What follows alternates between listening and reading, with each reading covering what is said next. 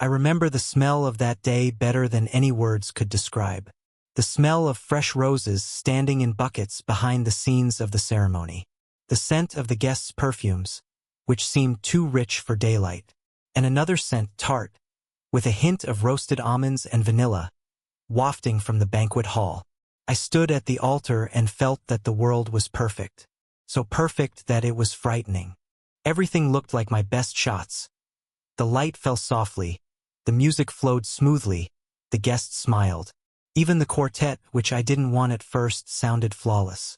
But somewhere deep down, behind this perfect facade, there was a shadow, barely perceptible, like the cold in a room when all the windows are closed. That day, for the first time in 10 years of wedding photography, I wasn't behind the camera. I didn't have a lens in my hands, only a ring. It seemed heavier than any equipment I had ever carried. The door opened. She came out. White lace caught the sunlight, her veil falling on her shoulders. There was something in her gaze that I didn't understand at the time. She walked towards me slowly, too slowly, and when she stopped halfway, the world ceased to be perfect. We met in the least romantic way possible, in a coffee shop where I ended up by accident. That day, New York was dressed in a dirty winter coat. The snow lay in patches, neon signs reflected in dark puddles, and the wind crept under my collar. I went into Hudson Beans just to warm up.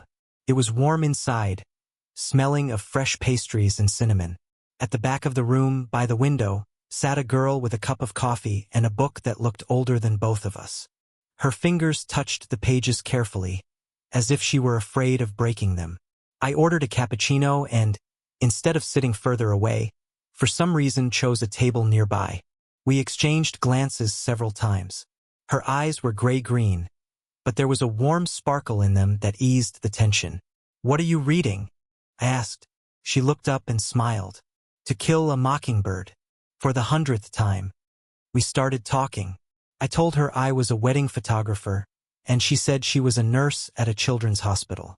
When she talked about her little patients, her voice became soft and quiet.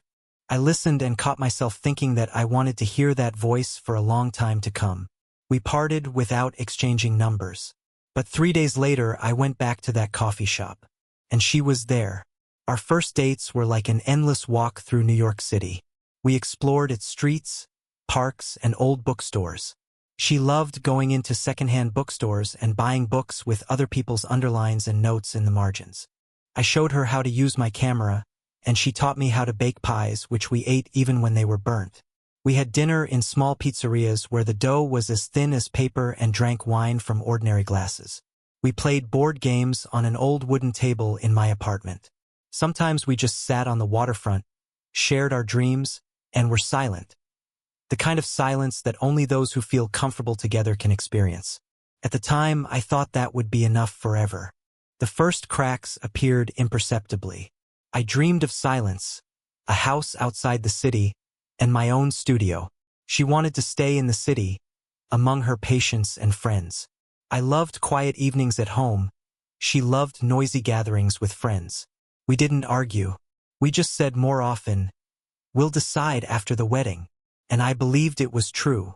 But now, looking back, I see that when you put off a conversation, the problem doesn't go away. It grows and waits for its moment. There are decisions that take months to mature, but there comes a moment when you realize. Now, for me, that moment came in the fall. Jessica and I were walking along the Hudson River. The leaves rustled under our feet, and the evening sun spilled gold across the water's surface.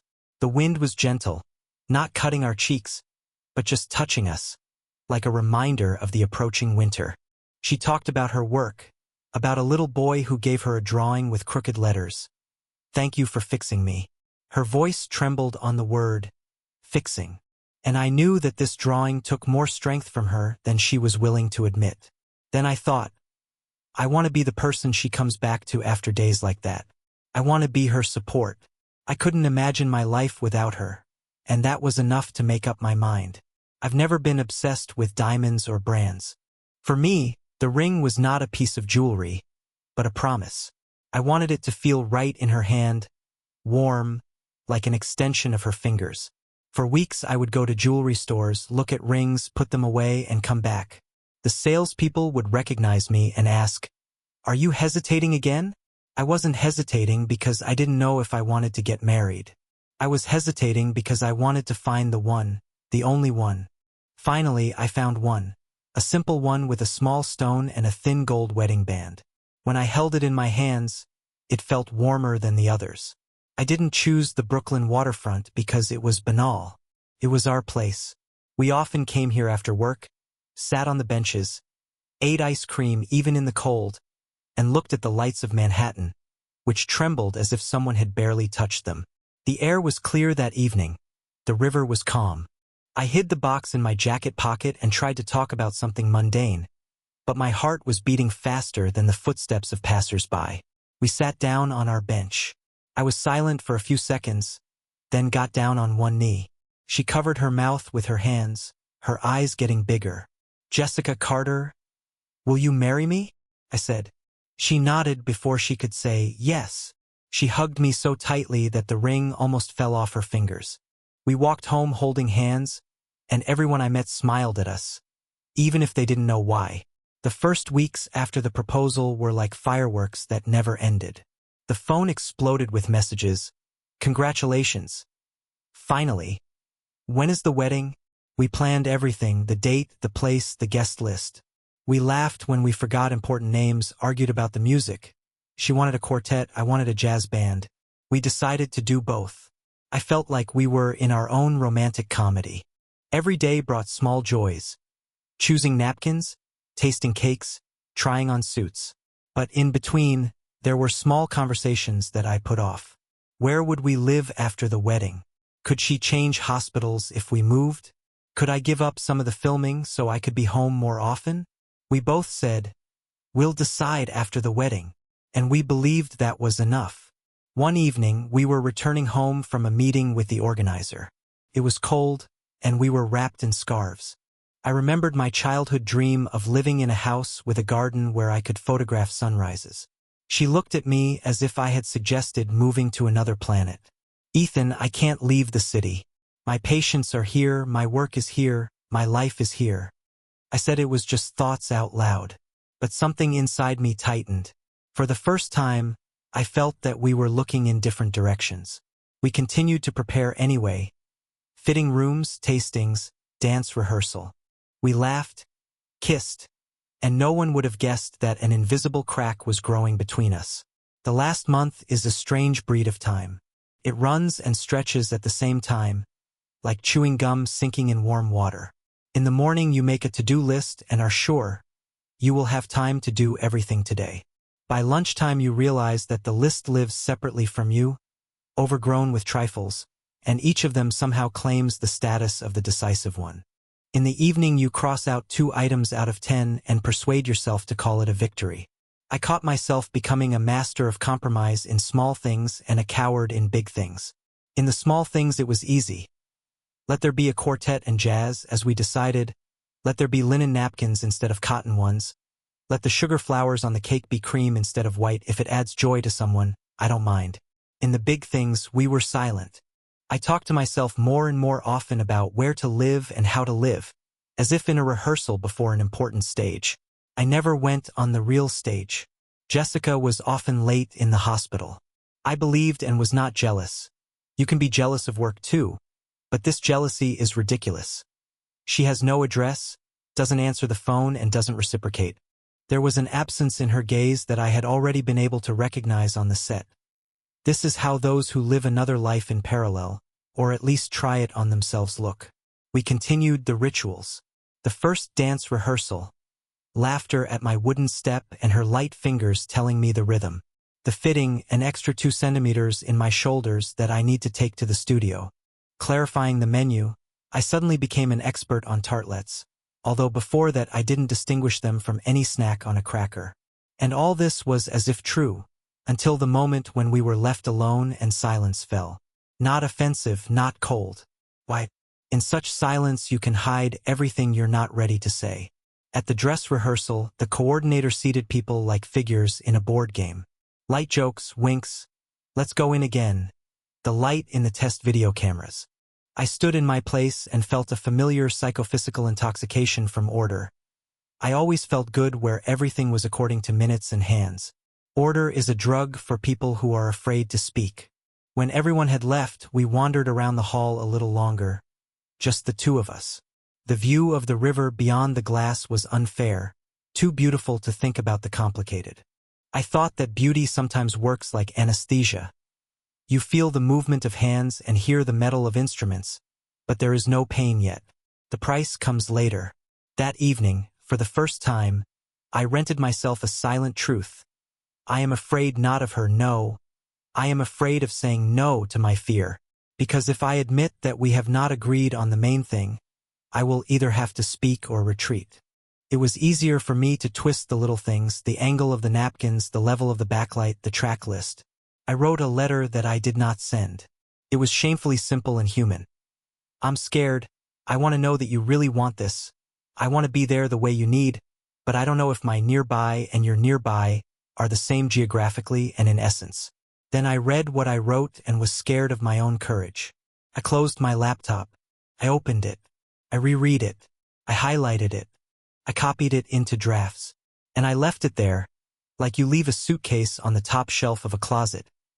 It's less distracting to the eyes, but it doesn't really make the space any easier. It seems to me that every couple has their own drafts, words that never go to print. We write letters in our heads, deliver speeches in the bathroom with the sound of water, know when the intonation should drop and that we need to pause before the most important part. And then we go out to people and talk about plates. A week before the wedding, I filmed someone else's ceremony in a greenhouse. Everything was like in a dream. Citrus trees, the smell of damp earth, the sun walking through the leaves, making leopard spots on the guests' white dresses. The bride gulped air before the vows, swallowed the word and told her truth, not about doubts, about fear. She said that she was afraid of being imperfect. And the hall exhaled. It was a commonplace, as if everyone in the hall owed themselves such a confession. I removed this look and almost physically felt how the wall between my eye and the truth moved away by a millimeter. I returned home and stood in the shower for a long time. I wanted the hot water to wash away all the "we'll decide after the wedding" from me. Water can wash away fatigue, but it doesn't postpone conversations for you. In 6 days, we checked the seating arrangement. In 5, we took the rings and tried them on at home. For a second, without ceremony, like trying on gloves. At 4, we received the final menu from the caterer. At 3, I noticed that she was hardly taking any pictures on her phone. Jessica always caught the little things. The reflection of the sun in a puddle, a funny dog on the subway, a note on a coffee bag. In the last few days, not a single little thing. It was as if the world had stopped sending her its little postcards. I hadn't slept the night before, and not because I was nervous, at least on the surface. I laid out my shirt, tie, and cufflinks, checked the batteries in the cameras, a funny reflex. I wasn't supposed to take pictures after all. Called the coordinator again, even though everything had been agreed upon. Then I sat on the windowsill with a cup of water and realized that I didn't want to close my eyes. When you close your eyes on nights like these, all the unspoken conversations come. They sit silently next to you, without even demanding anything. They simply remind you of themselves with the mere fact of their presence.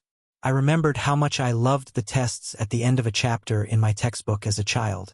They were always clear. Either you know or you don't. Life doesn't give you tests like that. Here, even with the right answers, you can fail the exam if the questions were wrong. Around 4 o'clock, I went to bed and fell into a short, heavy sleep. I dreamed of an empty hall and a conversation in which there were no words. Only glances that hit the target exactly. Wedding mornings have their own signature smell. Steam, iron, hairspray, coffee. I woke up early, even before the alarm clock, and immediately put on water. The day was clear, like a clean display. Not a single scratch on the sky. I like clarity in nature. It creates a sense of fair play. My friends came closer to 9. Their presence is a saving noise. Jokes, shouts through the wall, asking if the tie was lost, whether there were still pins to press the flower on the jacket. They created a density of air in which my rarefied thoughts stopped flying like dust. In parallel, somewhere in the city, another morning was doing its work. Her hair was being done, steam was crowding the mirror, shoes that no one had ever worn were in a box. The dress hung so high as if it was afraid of getting dusty, and my friend was saying something comforting, which always comforts more than the person who is talking. I put on my shirt. Small rituals. Ironing the sleeve along the line, buttoning the button on the cuff, pulling the fabric on the chest to fit, made me feel collected. I like things that can be done to the end. The shirt is one of those things. When I was left alone for a minute, I took the ring and twisted it in my fingers. The metal is warm, smooth. This circle of promises suddenly seemed to me not to be a house, but a path. You can turn on the paths. People live in the houses. The car was driving smoothly. The city on a Sunday afternoon was friendly. Empty avenues, joggers in parks, people walking their dogs with coffee in paper cups. I looked out the window and caught myself thinking that the view calmed me not because it was beautiful, but because it was predictable. Predictability is also a medicine. At the entrance to the site, the smiling faces of the staff greeted me like a VIP guest, and there was a slight awkwardness in this.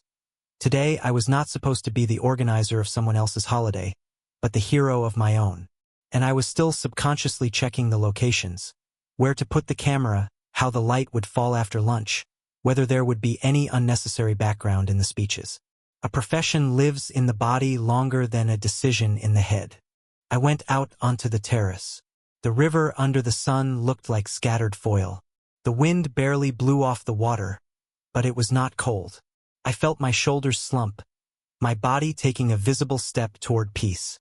These 15 minutes are the most precious. You can't buy them, but you can manage them. Some people are running, some are catching their breath, some are reading a speech and hating every second word, some are sitting in a corner and staring at one point.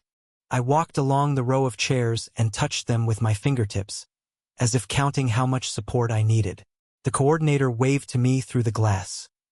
Everything is ready. I nodded and smiled. I felt a slight dryness in my mouth and swallowed. Such small physiologies ground better than all the practices. Jessica, I should have known, was standing outside the door at that time. Someone must have been adjusting her veil. She must have been breathing more deeply than usual. She must have been looking at herself in the mirror and seeing not only the beauty of the moment, but also its weight. I always thought that a moment was something light, unnoticeable. People like me catch light. It turned out that a moment can weigh. The quartet played. The first notes rolled through the hall like a pebble on water. Circles of chaotic joy spread across the faces of the guests. I became more even. People turned to the door. Me too. The door opened. White on white, light on lace, a transparent veil that makes the air longer. Her father was next to her. In his gaze there was soft pride. I caught myself thinking that I was looking first at her step, and only then at her face. The step would tell the truth faster. The body does not know how to play flawlessly. The step was slow, above slow, cautious. I told myself that this was normal. Everyone is worried. Anxiety is not a sentence. The first rows are familiar arms and shoulders, light smiles, trembling in the corners of the eyes of those who cry in time. A few friends from phones turned on in the pocket, so as not to shine. The quartet keeps a smooth line of melody, like a tightrope walk at a height so that no one falls. She came closer. I saw her eyes. There was a sea in them. Not a storm, a horizon. A horizon that suddenly shifted. Halfway there she stopped. The air in the hall did the same thing she did. Stopped. As if each of us had become a barometer that reacted to the drop in pressure. Not a single word had been spoken yet, but the whole truth was already there. I didn't look away. It seemed to me that if I blinked, the world would rewind, the scene would disappear, and something lighter would come in its place. I watched and waited for time to cease to be endless. Her fingers on the rose bouquet barely, but noticeably, squeezed the stems. Her shoulders dropped a millimeter. Inhale. Pause. Another breath. In this pause is our everything. Next, there will be a word. She stood in the aisle, as if on a narrow bridge between two banks, the past, which can no longer be changed, and the future, which can still not be chosen. I saw her gaze searching for my eyes, And when they met, a strange calm readiness awoke in me, as if I knew. Now we would both go towards the truth, even if it hurt. She inhaled, and the music began to melt into the air.